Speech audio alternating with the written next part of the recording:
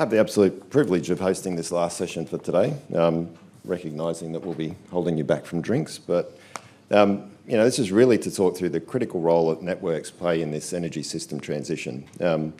We're all living, obviously, through a change today in the energy system that's driven very much by us as individuals and the consumer energy resources that we're bringing and putting onto the grid. And this is really much, driven by many different factors, but one of those is our understanding of the need to decarbonise our economy.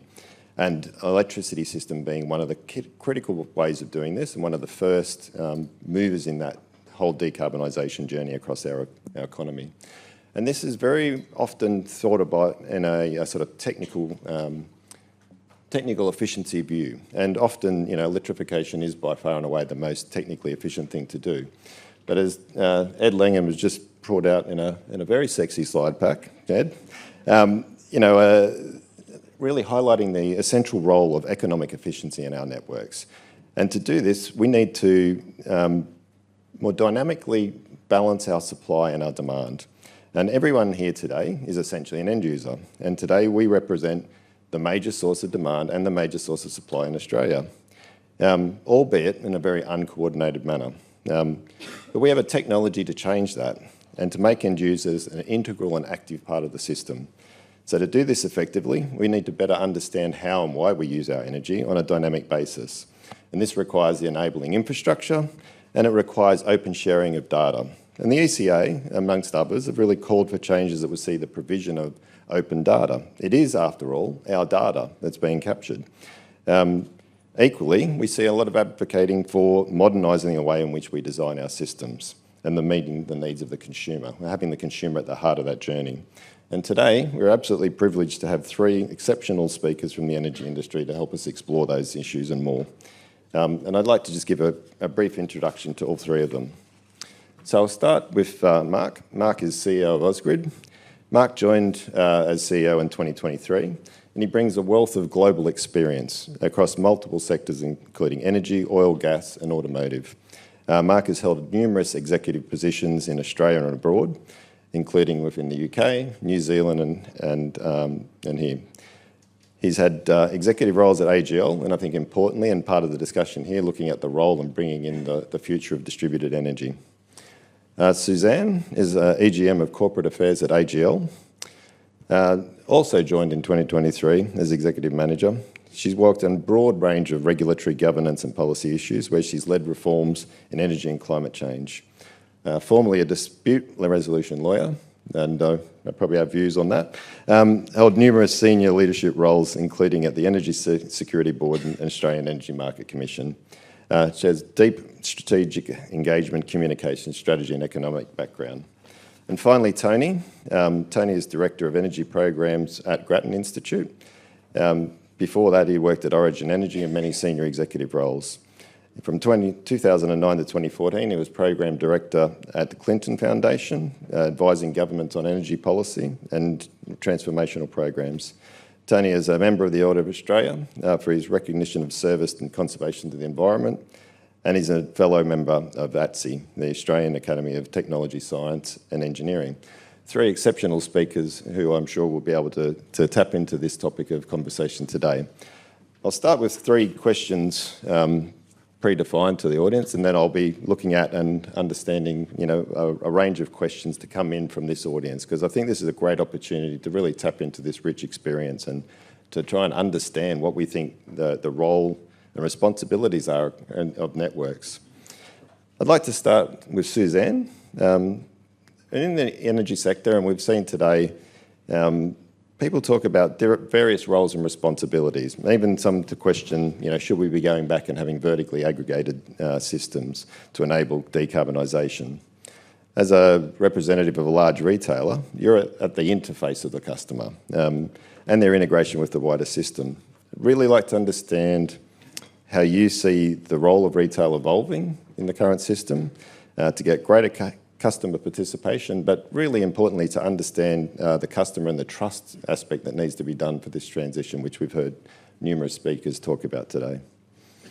Great. Thanks, Bill. There's certainly a lot in that question, and I would agree that we really are at the interface of the customer journey, and I think what I might start to do is sort of talk about what our strategy is and how it is that we are approaching having customers at the heart of the energy transition.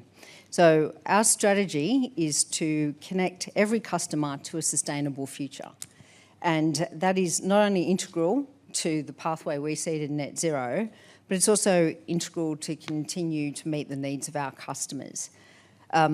And that strategy means we are looking to connect every one of our customers or be able to meet them wherever they are on their electrification journey, acknowledging that a lot of our customers, there's a broad variety of our customers, and everybody needs the right set of advice and innovative products to get there.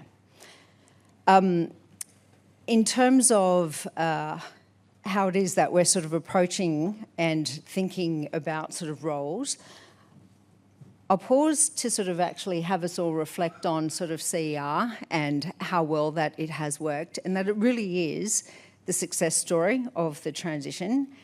And I think we are world leading in terms of CER uptake. It's the biggest generator in the country. It has been able to be installed at a reasonable cost, and it's saved customers millions. And we've been able to get to that because we've got very open and competitive retail and wholesale markets.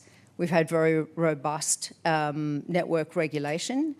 And importantly, for us, customers have had the choice and they're able to realise value from their investments. But I think with that success, there are a number of challenges, and there are three. We're going to need better and more optimisation and aggregation to grow and integrate CER to benefit all customers. For us, that means constant innovation in products and services, better network tariffs, new technology and controls, and greater recognition of all the value streams that CER can provide. I think, secondly, we need to make sure that customers, as we've been hearing, who can't engage with CER are not left behind. And at AGL, that means really thinking about the products that we need to have to be able to share the benefits amongst customers. We have products like 3 for Free plan. We get sort of 3 hours free energy in the middle of the day. And I think, lastly, the fundamental challenge that we have is making sure that customers are firmly at the centre of the transition. And we say this a lot, but for us it's actually really important because CER uptake and the ambitions we have around orchestration really rely on customer choices, engagement and trust. So in that context, I'll talk about how it is that we think about roles. And we think that all industry have a real role to work closely together to enable customer value in this space. So retailers, networks, regulators, market operator. We, probably not surprisingly, consider retail as essential to being able to deliver this. We have the systems, we have capabilities, including the technology, and we are investing a lot in technology to improve our customer experience. We have the customer relationships to deliver the new services that the market needs, with probably minimal additional investment and costs. But we all need to work together. We need to work with DNSPs to find ways to pass on that network value to customers and to be able to facilitate all the CER connections that we need. And importantly, we need to sort of really focus on making sure that sort of competition in the retail markets are delivering the benefits that competition can provide. And lastly, on trust, for us, and it informs the strategy that we have, simple, affordable and equitable products is what it is that will drive trust. And it's we consider it our job, but it's also the job of the industry to manage the complexity that exists here and provide customers with sort of simple, affordable and fair customer propositions and products. We're investing very strongly to be able to make that happen, not only through technology, but also through innovation. There's a host of innovative products, loads of trials that we have done, years of kind of research of understanding consumer behaviour, so you can actually meet customers with where they're at and the needs that they have. Might leave it there, otherwise I'll keep talking. Thank you very much. It's typical of a question I don't ask, which is typically very open-ended. Mark, similarly, you know, when we see people talk about various forms of potential re-regulation, really recognising the strong role that networks have in this transition, invariably that brings up, you know, inefficiencies in monopoly operation.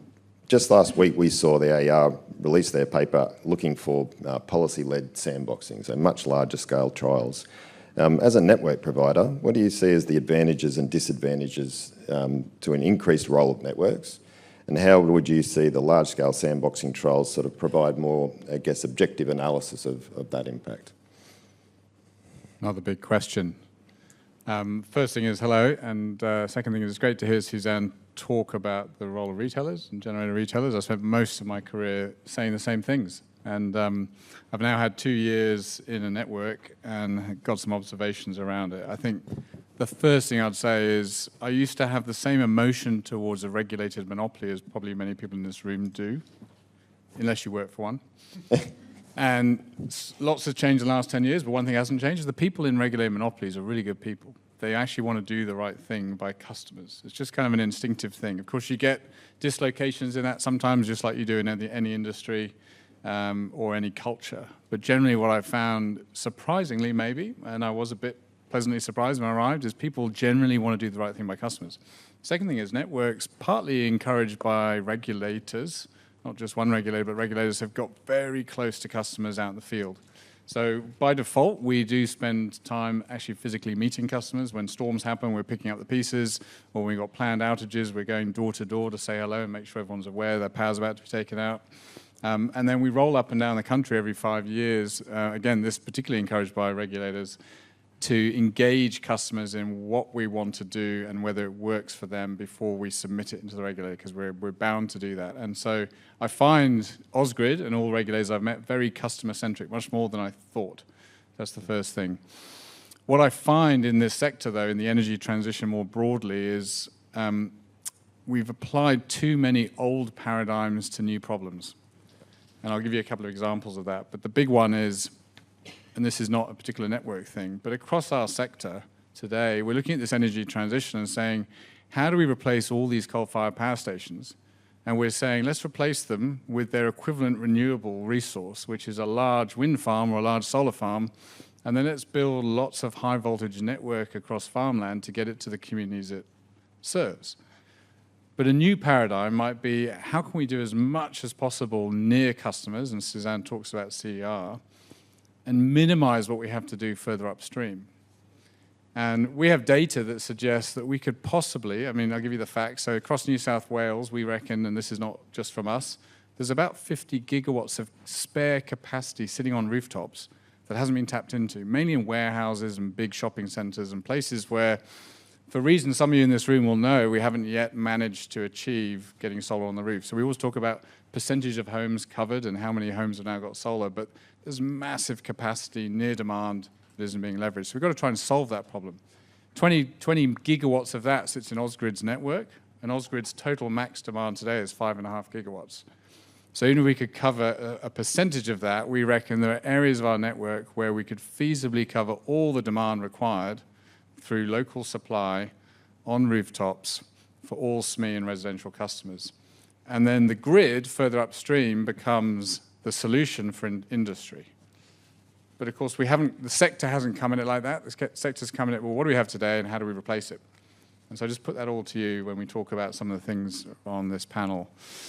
In the specific point you made about the AERs coming out saying, will you please use our sandbox to test a few things? We are considering putting in a pilot, it's only a pilot, where we would go into one particular area where we've got a couple of substations and everything downstream of that, we'd look to maximize the amount of solar and storage we could get in there.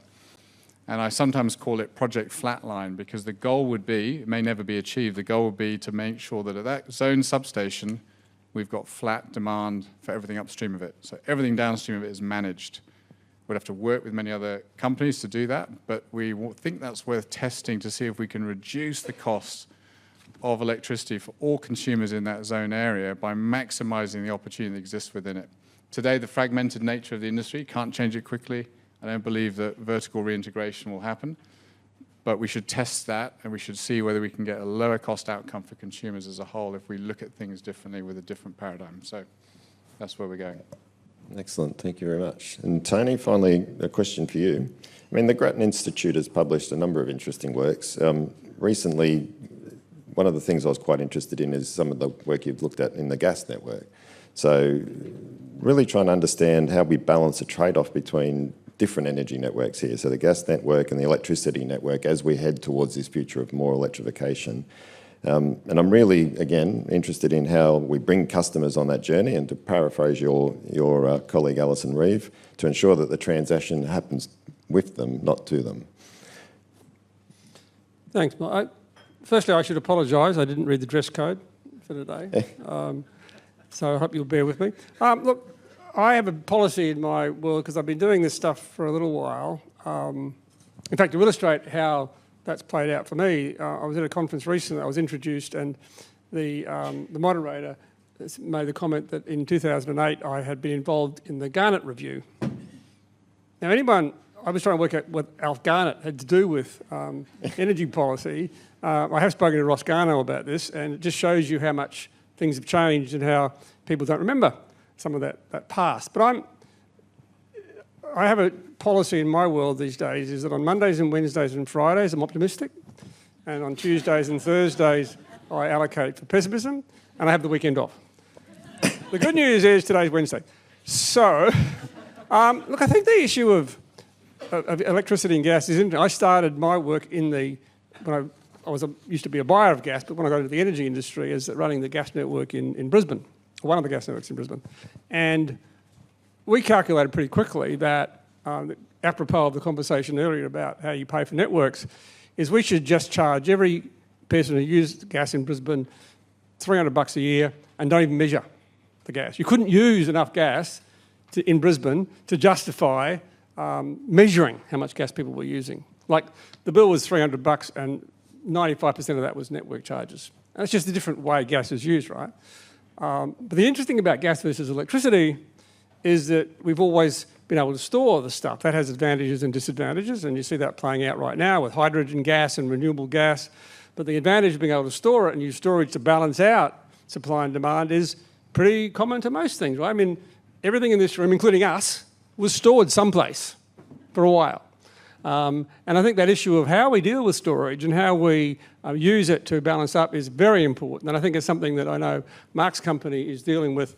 And the idea of using a lot of very active trials and tests is going to be critical to understand how this plays out.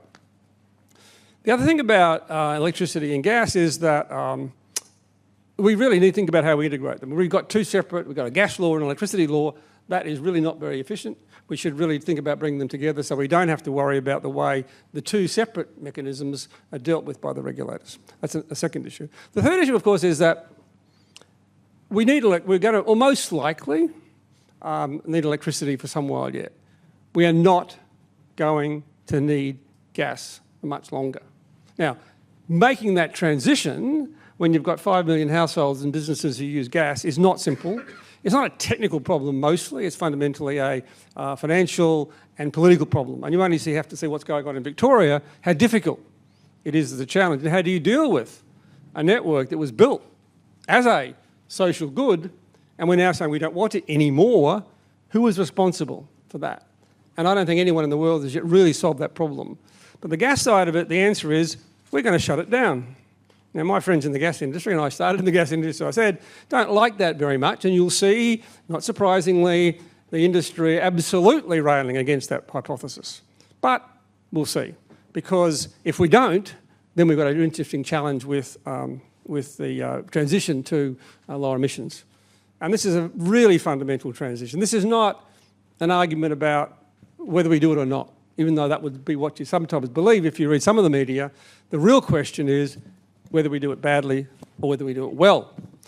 And there's nobody in this room, I would suggest, who will not be affected either by climate change or by the policies we introduce to address climate change. And if you think that's not true, I don't think you've been thinking hard enough. It is fundamentally going to affect everything we're doing, and that's what's driving some of the very issues that Suzanne and Mark have been talking about. If it wasn't for that, we'd be having a very different discussion, and but it is not an avoidable problem. Donald Trump has not imposed a tariff on God. Yeah. He hasn't solved climate change, and it's unlikely he will, or she, in the future. We'll see. But, I mean, the issue really is going to be, how do we manage that? Because we are going to see huge pressure on this issue, and it is going to affect the way our businesses work. A couple of very specific things. I think that the issue in both electricity and gas, there's lots of issues to do with stranding risk, stranded asset risk, and issues to do with that question which has been discussed, I'm sure already. I heard part of it this afternoon about tariff structures. I think the interface between industry and government has not been very effective, a good friend of consumers in how we deal with that. We haven't really embraced how we're going to do that. The other thing I would like to challenge us all, and I certainly challenge myself having moved to Melbourne to run what became Origin's national retail business some while ago now, is do consumers really want to be at the centre of all this? Do consumers really want to have a relationship with an energy company? Most of them don't, I would suggest. Now, some of us are nerds and do, right? But most of us would just simply like it, and you heard a little bit of that, I would suggest, in that little video clip that Craig showed earlier about the way people think about that. So how do you deal with that issue? Because I think if we think that we're going to all the consumers are going to play in this orchestra, and the word orchestration gets used, what if they don't want to play in the orchestra? Most of them don't want to have a part of this. Because why is that? Because most things when we adopt technology, and Australia is a very strong adopters of technology, comes about because most of the time we see something we're going to get we didn't have before. With electricity, we're going to get something we've always had for a long time. We're going to get electricity. Is it going to be delivered from a different source? Absolutely. Is it going to be, is the system upstream of us going to be run differently? Absolutely. Most people don't really know where the electricity or gas even comes from. Most people. And now some of our survey work. So I suggest we need to seriously think about how do we deliver the right outcome for consumers if they don't want to be engaged or at the centre of this discussion. Thank you. Thanks, Tony. And probably in an interesting way, I'll go into some of the questions here as a preface into one of these questions. And most people don't know where milk comes from, let alone electricity. So customer choice is required for CER uptake. How do we give a growing number of customers within embedded networks that choice when currently they have none? Anyone on this panel want to put their hand up for that? Looks like a good question. No one wants to answer. I think Suzanne made some comments which I don't disagree with fundamentally about CER. When I look at the work that's been done by the government at the moment on the CER integration roadmap, it is going to drown in complexity, is my view. And we're going to lose the whole plot because if you've read that, anyone who's read that document and stayed awake deserves a prize, to be honest. It is, and it's all about the techno stuff. It's how can we make, electricity move between consumers and, I'm going to throw electricity to you and all this integration of stuff. We're going to get all this technology. And that's not the important issue, really. The important issue is going to be how we actually get this, some simple things to work. I mean, even vehicle to grid. I mean, people get really excited about it. I got an electric vehicle. I'm terrified of the fact someone's going to take electricity or fuel out of my car. Unless I have very strong assurances that when I need it, it'll be fine. And we can do that with technology, but I think we're a long way from that. And so I think this whole issue of CER, to get the real benefits of CER, which I think mostly overstated, is going to be a big challenge. Interesting. Obviously, from Race, we probably have an alternative view to that, and I'm excited by V2G. So, and kind of building into that, I guess, and this is a question, I think, Mark, for you, and potentially for Suzanne, is like, which entities are best served to provide services such as community batteries and EV charging stations, given the nature of this question on network evolution? I'll start and see if Suzanne agrees. I think networks are best positioned to orchestrate, not in the way that retailers orchestrate, but orchestrate between the different parties. So there's always been 3 value pools for batteries. I worked this out 10 years ago at AGL. Customer value, network value, wholesale market value. So the community battery model is us providing a platform for everyone to get that value. So we can build them, we can install them. We reckon we could get between 1 and 2 gigawatt hours of storage into our network in 10 megawatt hour chunks. We've got the land, we've got the connection capability, but we're not a wholesale market participant. We can't be. And so what we've done so far is develop this concept of energy storage as a service. We've got Energy Australia and Origin have signed up to it. We've got 8 of the 10 megawatt hour batteries being built. AGL are in the queue to do it too. And it allows us to ensure that the network bit of it, which the AR allow us to put on our regulated asset base, which is 10 or 15% max, if we can demonstrate that that's going to avoid other network investment, we can do that. The rest of it is commercial, and it sits in our unregulated business. And we sign a tolling agreement with the large generator retailer or any market participant, and they can trade the batteries and do whatever they want in the wholesale market. We get a fixed return, which is our model. It's low risk, and we know we can build the battery for that. And then they offer, and any retailer can offer, storage as a service. So we give a network map of everyone who's connected to that battery, and the customer can get 4 kilowatt hours stored during the day, and they get it back at night. And we give them a lower GWOS tariff because they're not using the whole network, and it saves each customer about $200 per year. So there's a customer value pool, there's a wholesale market value pool, and there's a network value pool. But where we are in that value chain, we're probably best positioned to orchestrate that and make that happen. And what I would add to that is, the question always needs to be with these things is, what are all the right settings to be able to get the right outcomes for customers? And so in terms of energy as a service, Mark's quite right. All of the big three are looking at sort of being able to deliver that.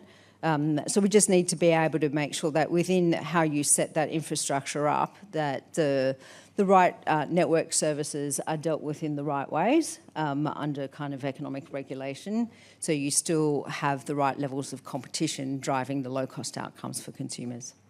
So just one bit on that. So as part of those contracts we've signed and already, we get 40 hours a year where we can call on the battery for network services. And that allows us to put a little bit of it on the RAB and to demonstrate to the AR that avoids other investments that would otherwise have been made. That's all we do. Everything else is managed by the wholesale market participant. I think just building on that last point you made, Suzanne, on going to the highest rated question here, in terms of signalling, are network tariff signals for consumers or retailers? It's a good question. And again, I think it's sort of something that we can look at, that they, ideally, tariffs are being developed collaboratively as well.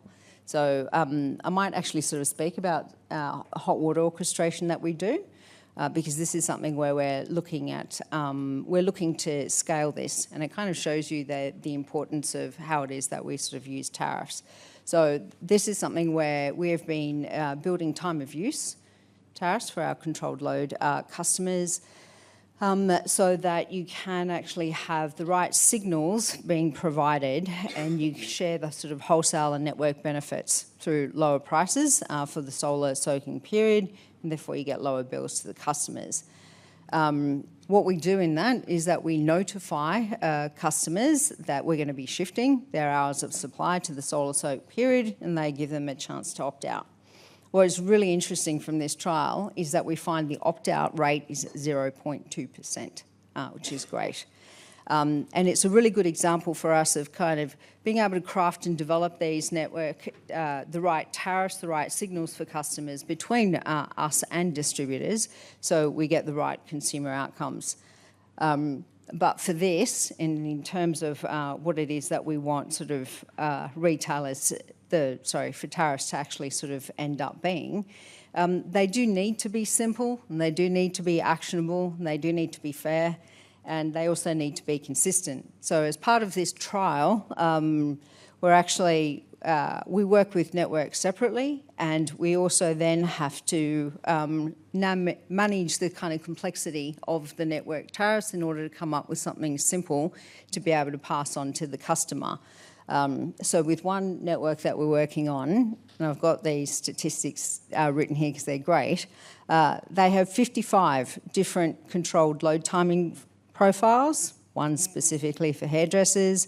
They have actual network tariff codes, and then they have ones that need updating. And together we can work through that, but it's complexity that we need to distill so you can get the right pricing signals out to customers with the innovative products that we do have.